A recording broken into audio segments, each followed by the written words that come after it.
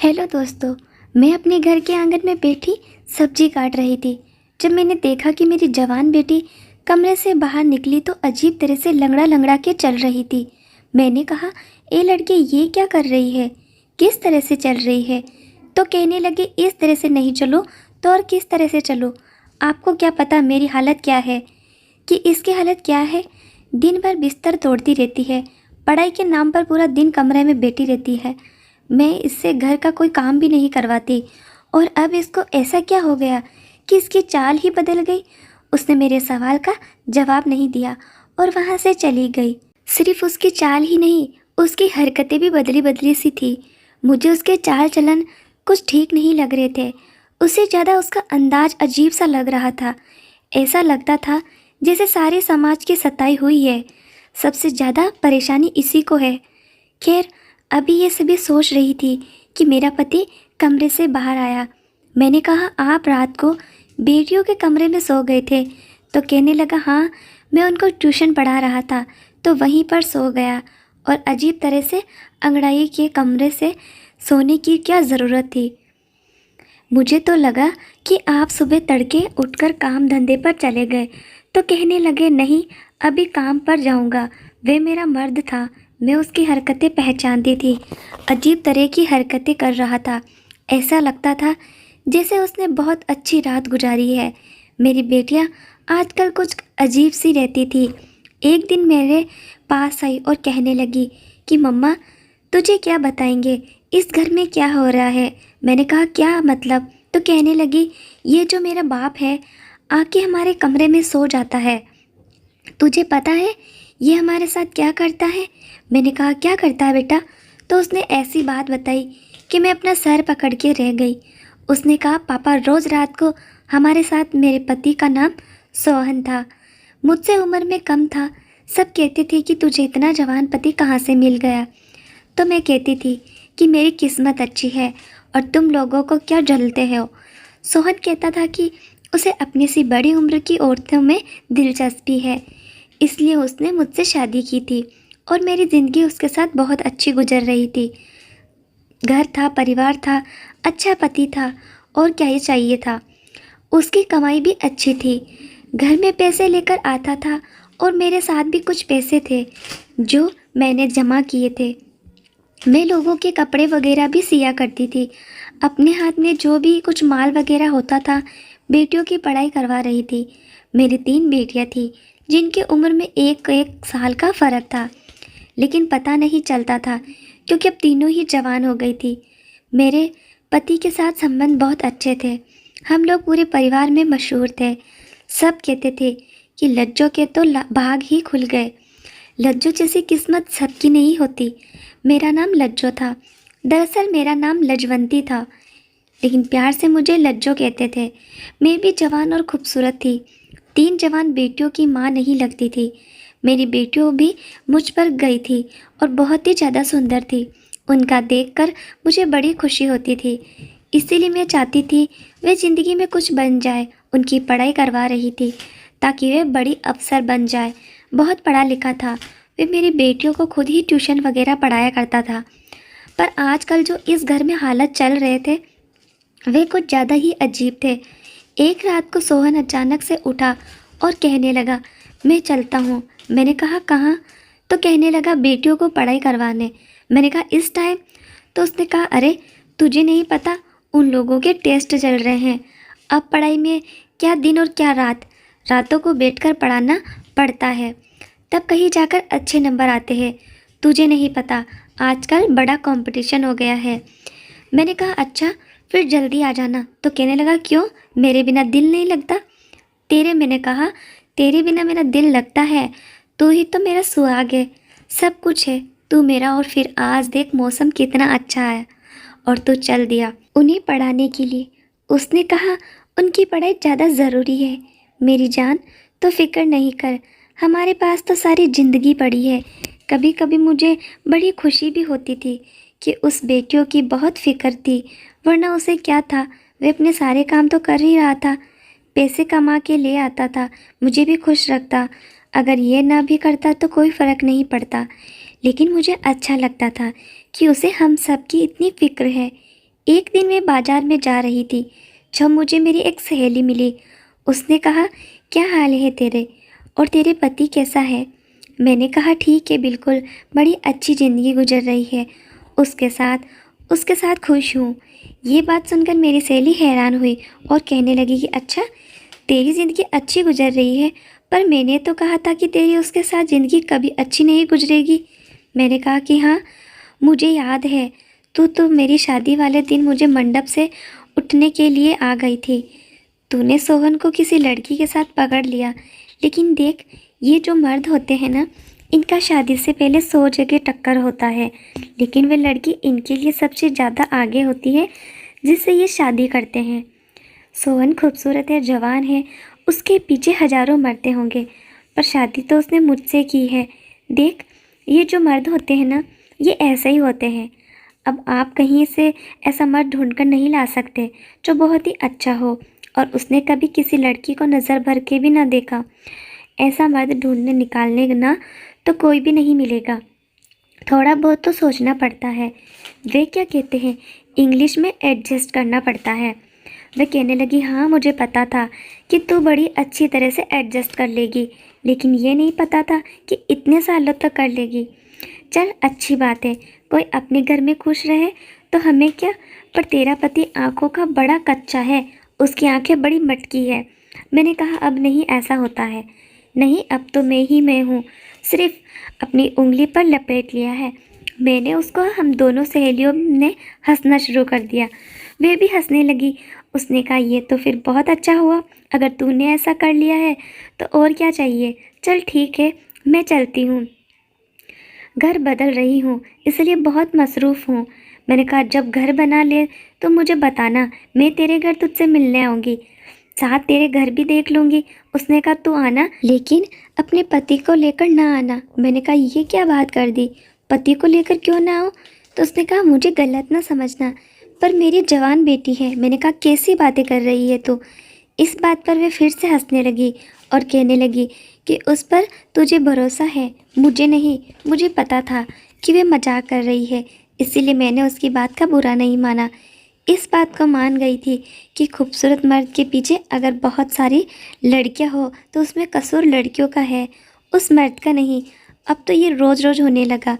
ये मेरा मर्द सोहन बेटियों के कमरे में पढ़ाई करवाने के बहाने जाता और वहाँ पर बैठ जाता, उसका इंतज़ार करती रहती, जबकि वे कह कर जाता कि मैं जल्दी आ जाऊँगा, लेकिन मैं भी पूरे दिन के काम होते थकी होती थी तो सो जाती थी। सुबह वह बेटियों के कमरे से बाहर निकलता था। मैं पूछती कि रात भर क्या करते रहते हो, तो कहता कि पढ़ाई कराता हूँ। पढ़ाई कराते कराते नींद आ जाती है, पता ही नहीं चलता। कल सुबह हो गई। मैंने कहा, ऐसी भी कौन सी नींद आ? तो कहता कि तुम्हें तो पता है मैं जवान आदमी हूँ, मुझे तो ऐसे ही नींद आती है। मैंने कहा, क्या, और मैं क्या बूढ़ी हूँ? तो कहने लगा, नहीं नहीं, तुम तो मुझसे भी ज़्यादा जवान हो। मेरा मर्द बातें बहुत अच्छी अच्छी करता था, यही वजह थी कि मैं उसके सामने कुछ बोल नहीं पाती थी।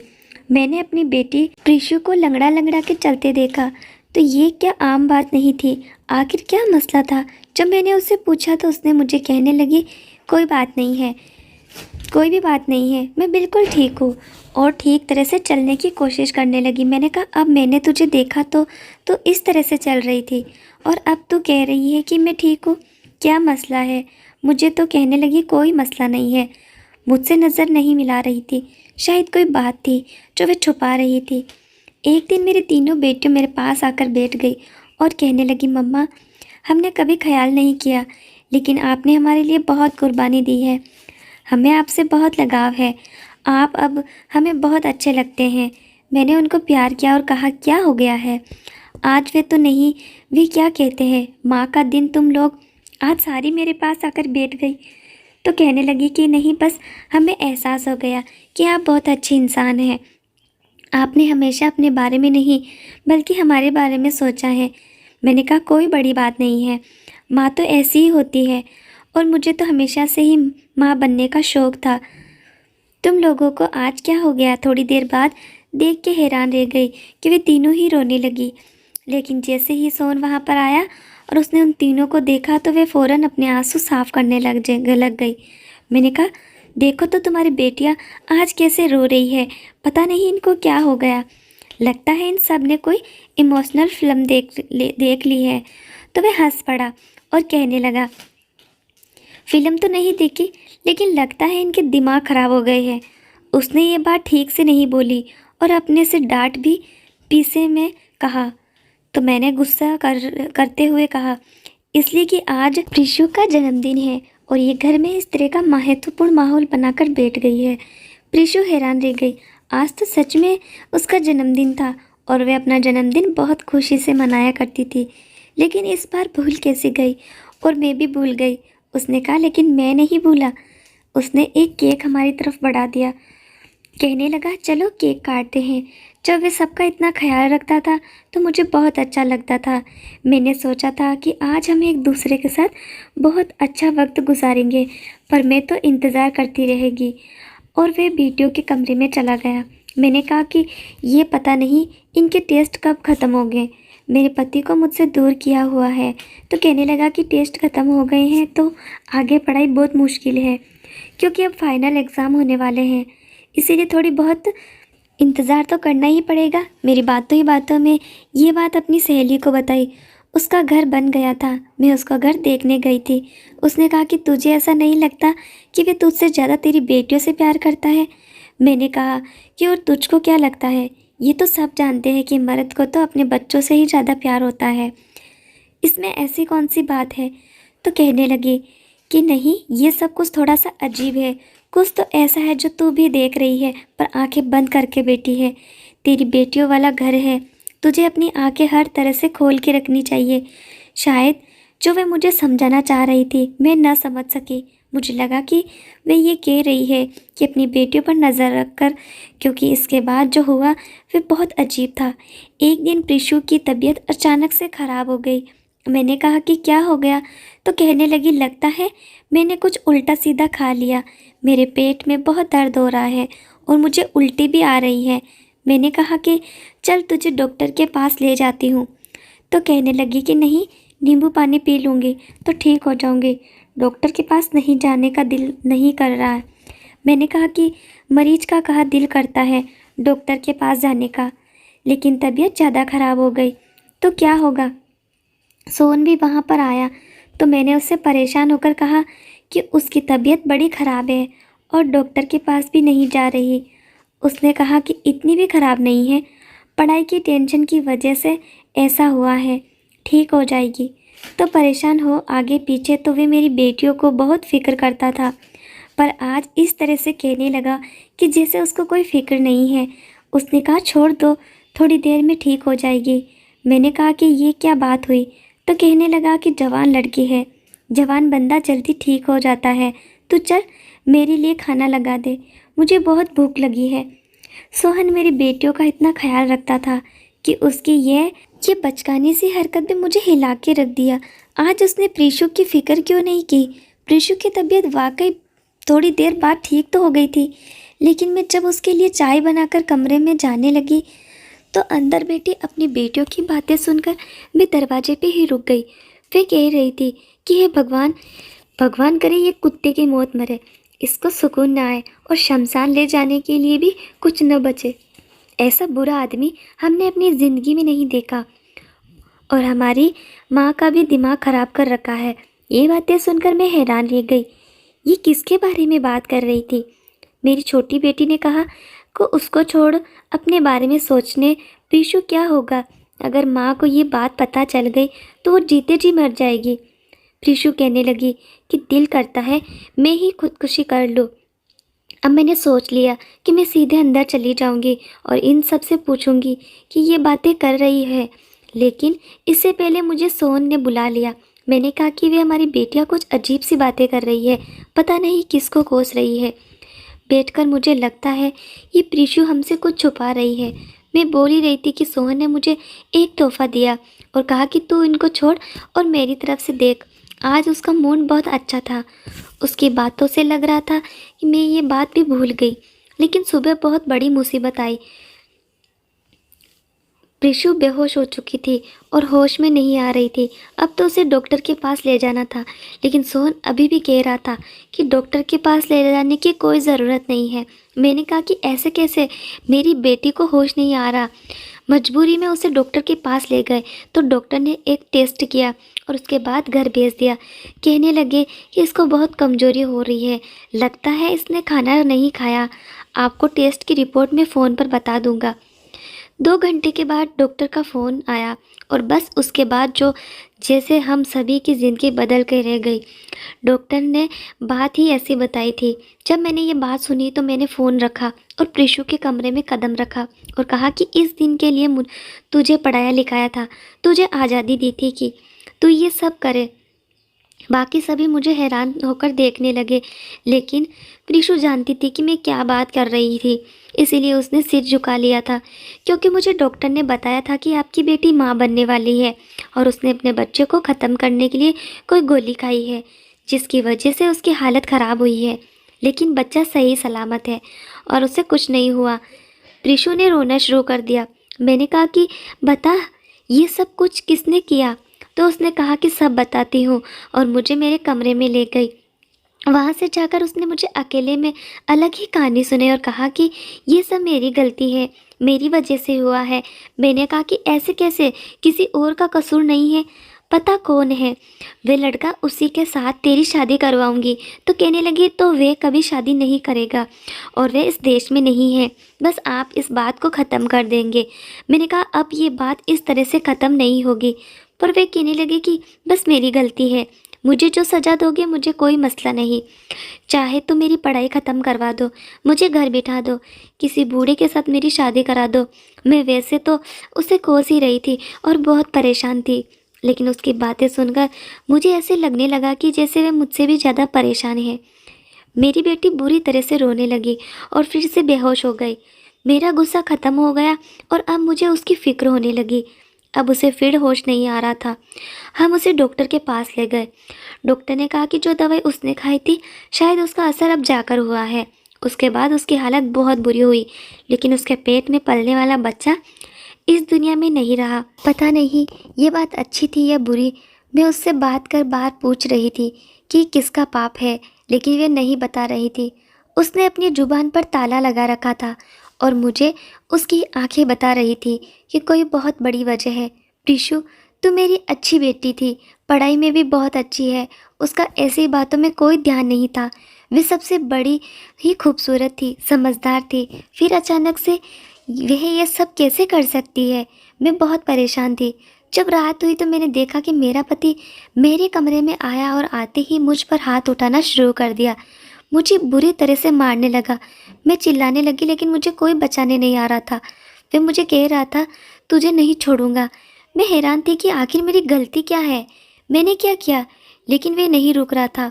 उसने मेरी हालत ख़राब कर दी और मैं अचानक से चीख मार के उठकर तभी मैंने देखा कि सोहन सो रहा था और ये एक सपना था। वह भी आ गया। उसने कहा क्या हो गया? मैंने कहा मैंने बुरा सपना देखा। उसने कहा तुझे अब तक इस तरह के सपने आते हैं तो इस सब के बाद भूल क्यों नहीं जाती? मैंने बताया कि जब मैं परेशान होती हूँ तो मुझे ऐसे सपने आते हैं। तू भी क्या सोचता होगा, हमारे घर में कैसी मुसीबत है? प्रीशु ने इतना बड़ा कदम कैसे उठा लिया? उसने कहा मैं कुछ नहीं सोचता हूँ, आजकल ये सब कुछ बहुत हो रहा है, बस तू भगवान का शुक्र अदा कर। बात यहीं पर ख़त्म हो गई। उसकी हालत भी अब पहले से ठीक है और वह मामला भी ख़त्म हो गया। नहीं तो हम किसी को मुंह दिखाने के काबिल नहीं रहते। मैंने कहा कि अब कौन सा मुंह दिखाने के काबिल रहे, पता चल जाएगा आखिर ये सब कुछ किया किसने है। उसने कहा कि पता चल जाता तो क्या हो जाता, कोई भी अपनी गलती की जिम्मेदार लेने को तैयार नहीं होता। लेकिन तो शुक्र करके जो होना था हो गया। अपनी बाकी बेटियों को संभाल कर रखना होगा। मैंने कहा कि अब उसको पढ़ाएंगे नहीं, बस इस परीक्षा में बिठाकर उसके बाद सब खत्म। तो उसने कहा नहीं नहीं, इसमें उसकी कोई गलती नहीं है। मैंने कहा तुम्हें उसकी इतनी फ़िक्र क्यों है? तो वह कहने लगा कि फ़िक्र नहीं करूँ तो क्या करूँ। मैं अपनी खुशी सहेली के घर गई और परेशानी में उसको सब कुछ बता दिया। वह थोड़ी सी उल्टी सी की बातें ज़रूर करती थी, लेकिन थी तो मेरी अच्छी सहेली, बहनों जैसी थी। उसने कहा तुझे पहले ही कह रही हूँ कि मसला बाहर नहीं तेरे घर के अंदर ही है। मैंने कहा तू क्या कहना चाहती है, मुझे खुलकर बता दे। उसने कहा मैंने खुलकर कुछ नहीं बताना, लेकिन तुझे खुद ये सब कुछ समझना होगा। देख, तेरे घर में कौन है, तेरी बेटियां कहाँ जाती है, उनके कमरे में कौन आता जाता है, कौन है ऐसा जो उनके साथ ये सब कुछ कर सकता है। तुझे बहुत बारीकी से हर बात के बारे में सोचना पड़ेगा, जब जाकर तू ये पता कर पाएगी कि ये सब कुछ किसने किया है। नहीं तो इसी तरह सोच सोच कर पागल हो जाएगी, लेकिन मिलेगा कुछ नहीं। वे ठीक कह रही थी। कोई तो ऐसी बात थी जिसको मैंने देख नहीं रही थी। आजकल बहुत परेशान थी जब मैं एक दिन सोहन को किसी से फ़ोन पर बात करते हुए सुना। वे कह रहा था मैं तो स्वर्ग में रहता हूँ, मेरे साथ बहुत अच्छा हो रहा है, मेरे आसपास तो परियां ही परियां हैं। इस बात पर वे हंसने लगा। एक तरफ हमारे घर में इतना बड़ा तूफान आया था कि अभी तक कोई भी नॉर्मल नहीं हो पाया था, तो दूसरी तरफ ये इतना खुश होकर कैसे बातें कर रहा था। कहने लगा औरत बड़ी जालिम होती है तो कोई है नहीं, और मेरी वाली से बड़ी पागल तो कोई ही नहीं है। अचानक से कमरे के अंदर चली गई तो उसने फ़ोन बंद कर दिया। मैंने कहा किससे बात कर रहे थे, तो कहने लगा वे मेरी मौसी है गोरखपुर वाली, उससे बात कर रहा था।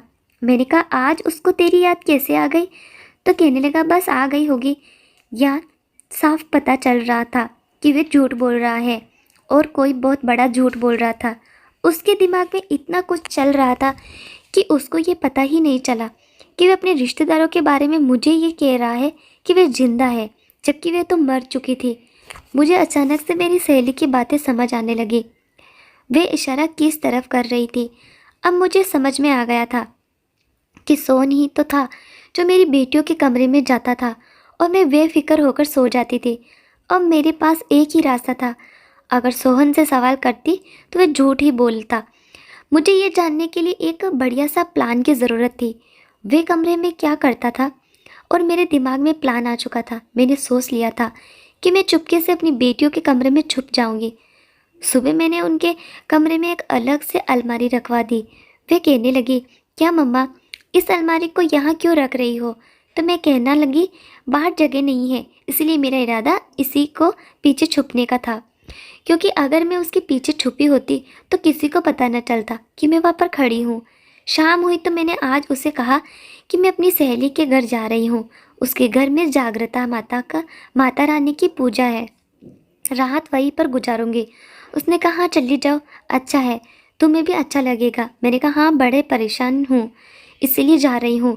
मैं चाहती थी कि वे ये सोचे कि मैं घर पर नहीं हूँ, ताकि वे बेफिक्र हो जाए और जो भी करना चाहता है खुलकर करे।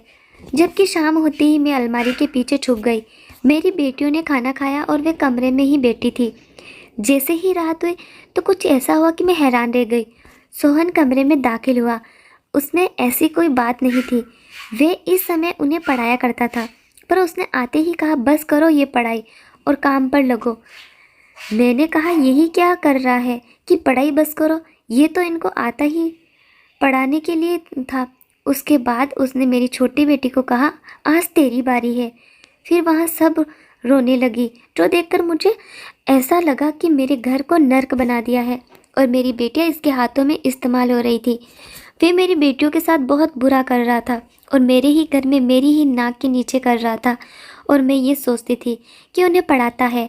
मैंने अपने फ़ोन से उसकी वीडियो बना ली क्योंकि ये ज़रूरी था। थोड़ी देर बाद वे वहाँ से चला गया और मेरी बेटियाँ बैठकर रोने लगी। इसका मतलब है बच्चा जो टिशू के कोख में था वह भी मेरे पति का था।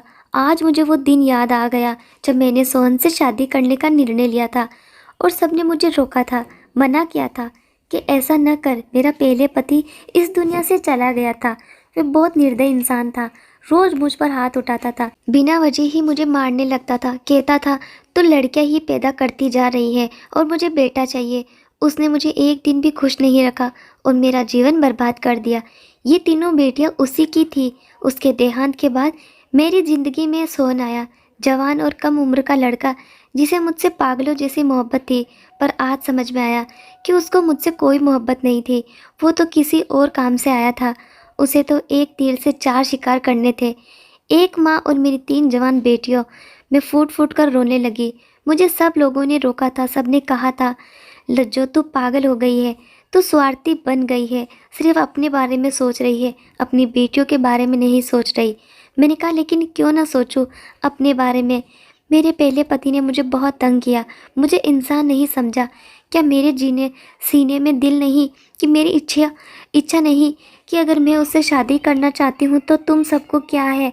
और शादी के बाद सोहन ने हमेशा मेरी बेटियों को अपनी बेटी समझा, लेकिन ये सब कुछ एक नाटक था। वैसे तो उनका बहुत ख्याल रखता था, मैं तो भूल ही गई थी कि उनका बाप नहीं है। इतना ख्याल तो उनके अपने बाप ने ही नहीं रखा था, लेकिन उसने ये साबित कर दिया था कि सौतेला बाप कभी अपने बाप की जगह नहीं ले सकता। मेरा कसूर यही था कि मैंने उस पर बहुत ज़्यादा भरोसा किया था। मुझे ऐसा नहीं करना चाहिए था। इसीलिए कहते हैं सब कुछ अपने एक जैसा नहीं रहता। मुझे सोचना चाहिए था, गलती मेरी थी। वे वहाँ से चला गया और मैं अपनी बेटियों के सामने आ गई। मुझे देखकर वे हैरान रह गए और उनको पता चल गया कि मैं सब कुछ जानती हूँ। मैंने कहा कि तुम सब ने मुझे बताया क्यों नहीं? बताया तो सही, उन्होंने रोते हुए कहा। वे कहता था कि तूने अपनी माँ को सब कुछ बताया तो मैं तुम्हारी माँ को जान से मार दूँगा, उसे ख़त्म कर दूँगा। हम ऐसा नहीं चाहते थे, क्योंकि आपके अलावा हमारा कोई नहीं था। कौन, इसलिए हम डर गए थे। उसमें हमें कहा था कि तुम्हारी माँ को बहुत आसानी से ख़त्म कर सकता हूँ, और वह ऐसा कर भी सकता था। फिर पुरुषों ने साथ जो कुछ हुआ उसके ज़िम्मेदार भी यही है, और ये बहुत वक्त से हो रहा है। मैंने कहा कि तुम लोगों को मुझे बताना चाहिए था। तुम्हारा अपना बाप जैसा भी था, लेकिन डरपोक नहीं था, बहादुर आदमी था। तुम्हारे अंदर उसी का खून है। मेरी बेटियाँ बहुत रो रही थी, पर मैंने उनको कहा कि बस अब सब खत्म हो गया, अब मैं तुम सबको बदला लूँगी, तुम फिक्र नहीं करो। उसने कहा कि आप क्या करोगी? मैंने कहा कि मैंने सोच लिया है कि मैं क्या करना। तुम लोग अपना सारा सामान लो, अपने स्कूल जाओ, जाने की तैयारी करो, क्योंकि हम ये शहर हमेशा के लिए छोड़कर जाने वाले हैं। 1 हफ्ता तुम लोगों के पास अपनी तैयारी करो, पर किसी को बताना नहीं। मुझे मेरी बेटियों ने कहा कि शहर छोड़ने से क्या होगा। मैंने कहा कि ये हमें तलाश कर लेगा, बस तुम लोगों को जहाँ वहाँ करो। मैं क्या कहा था, ठीक है। मैंने जो वीडियो बनाई थी वे मेरे पास सबूत था। मैंने पुलिस स्टेशन में जाकर रिपोर्ट करवानी थी और साथ उनको वीडियो भी देनी थी। उसके बाद पुलिस वालों ने उसे ज़रूर पकड़ लेना था। मैं शहर छोड़ने की तैयारी कर ली और अपनी बेटियों को भी समझा दिया कि क्या करना है और कैसे करना है। सोन को पता भी नहीं था उसके साथ क्या होने वाला था। वे बिल्कुल अज्ञान था। हम सब एक दूसरे के साथ थे। मैं बहुत तरह से सब कुछ कर रही थी, क्योंकि अब हम गलती नहीं कर सकते थे। पहले ही मुझसे बहुत गलती हुई थी। मेरी दोस्त जानती थी सोहन एक बुरा इंसान था। जब हमारे फेरे होने लगे थे तो उसने मुझे बताया था कि अभी भी तेरे पास वक्त है, पर एक वक्त मैं पागल हो चुकी थी, क्योंकि मुझे कभी मोहब्बत मिली ही नहीं थी। इसलिए जब इसने मुझे कहा था कि मुझको हमेशा खुश रखेगा, तो मैंने यकीन कर लिया, क्योंकि मुझसे बहुत मोहब्बत करता है, मेरी बेटियों को अपनी बेटियां समझेगा। वे शुरू में ऐसा ही था। अभी हमारी शादी को 7 साल होते हैं। मुझ पर समाज ने उंगली उठाई थी, कहा था कि इसको अपनी बेटियों का ख्याल नहीं है, बुढ़ापे में शादी कर रही है, बूढ़ी हो गई है लेकिन शादी कर रही है। मैंने किसी की बात नहीं सुनी थी और मैं अपने आप को सही समझती थी, लेकिन मुझे लोगों की बातें सुननी चाहिए थी। हम समाज में रहते हैं तो हमको इसकी बातें भी सुननी पड़ती है। मैंने जानने का इंतज़ाम कर लिया और पुलिस वालों को सारे सबूत दे दिए। जैसे ही हम अपने मोहल्ले की गली से निकल रहे थे, पुलिस की गाड़ी हमारे घर की तरफ जा रही थी और सोहन घर में अकेला था। पुलिस से बच भी जाता तो उसके लिए यही सज़ा काफ़ी थी कि मैंने उसको हमेशा के लिए छोड़ दिया था। मुझे पहले ही रात को नींद नहीं आती थी, अब तो बिल्कुल नहीं आती। ऐसा लगता है कि मेरी बेटियों के साथ जो कुछ हुआ वह सोहन नहीं, मैंने किया है। हम दूसरे शहर में आ गए, मेरी बेटियों की पढ़ाई पूरी हो गई, नौकरी करती है और मैं भी अपना घर चलाती हूँ। लेकिन फिर भी मुझे ऐसा लगता है कि ये सब कुछ मेरी बेवकूफ़ी थी। अपने आप को बहुत बुरा भला कहती हूँ। रात को नींद नहीं आती, बस ज़िंदगी इसी तरह गुजर रही है। दिल करता है कि जान दे दूँ अपनी बेटियों के लिए, जिन्हें मुझसे बहुत मोहब्बत है। तो दोस्तों, स्टोरी अच्छी लगी हो तो लाइक करें, शेयर करें, प्लीज़ चैनल को सब्सक्राइब ज़रूर कर लें। धन्यवाद।